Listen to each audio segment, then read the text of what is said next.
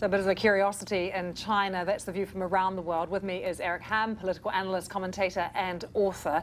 Let's talk about the speech then, Eric. Some people are saying this was the darkest speech in U.S. convention history. Do you think so? Absolutely. Usually when we see these types of events, we're expecting something that's very optimistic, the shining city on the hill. But what I thought we got last night was very dark, very foreboding. And I think it may have been a turnoff, I think, to a lot of undecideds and independents going forward. Yeah, because he played to his supporters too. But one of the things he needs to do is reach out to people who haven't decided and the independents. Absolutely. I think what he did was he gave a lot of red meat to the Republicans, but he didn't go as far as he normally does. He talked about building the wall, but he didn't say he was going to make Mexico pay for it. So I thought that was something that I think most Republicans were very happy he didn't do. And then he didn't insult Hillary Clinton. We didn't hear the crooked Hillary and Hillary lies, a lot of that, which I think also was, very helpful to his cause. But I just thought overall it was a very dark speech going forward. Can you actually run for president without putting any real policy forward, Eric, without any optimism or sort of meat on the bone? I think Donald Trump believes he got more votes than any other Republican in history. He beat a number of well-established politicians. And so I think he thinks that this is the formula that he needs to win in November. So you say the problem is that there are 60 fragile states around the world, but what is most worrisome to you about the handful in the Middle East, countries including Yemen, Syria, Libya, Iraq? Why? Well, the biggest problem is you have these states, and because you've got a large number of youth with no opportunities, unemployment going through the roof, there just isn't enough infrastructure as to where we can place these people. And so it makes it a fertile breeding ground for terrorism.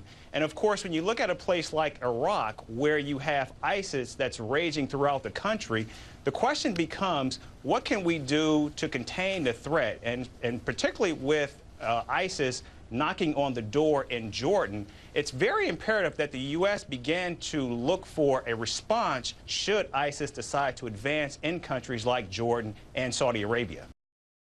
Washington Journal continues. Well, we want to introduce you to Eric Ham, who has written a new book called The GOP Civil War. Mr. Ham, before we get into the body of your book, give us your background so people know where you're coming from. Sure. I started out on the Hill working for Senator Bill Nelson. I was a national security advisor for him, staffing him for his Armed Services Subcommittee on Strategic Forces. Left from there, went to a pretty well-known think tank in Washington, the Center for Strategic and International Studies, where I was Director of Congressional Relations for them, working very closely with members of Congress, both sides of the aisle, educating them on a number of foreign policy issues that we were working on at CSI, some of the issues involved, of course, Iraq, a lot of work around China as well, and moved on from there doing work for a university, leading a project called the 3D Security Initiative, so working on peace-building issues and how to incorporate peace-building measures into U.S. foreign policy, but still working very closely with members of Congress and members of the administration and staff as well on a number of different issues. But now you're writing about the GOP Civil War. Yes, but this is not I would think a controversial book, although the title might indicate that. It's a book that looks at the party. It's a comprehensive analysis of what's going on in the party. And also keep in mind that we're in a two-party system, and no one can deny the fact that the party is going through an internal struggle right now. And so what we're doing is just basically highlighting what many pundits, what many writers around town have been talking about. So who is in the Civil War? What are the sides?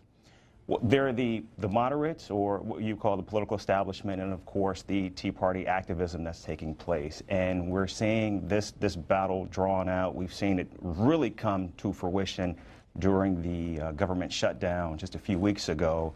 And when that whole situation finally ended, you had, I would consider one of the Tea Party mainstays, Sarah Palin, come out and say that they are going to be looking at key races in 2014 where they're looking to take on many established conservatives, namely Mitch McConnell. And I think this is only ratcheting up, and I think we're going to really see some major damage, I think, within the party in 2014.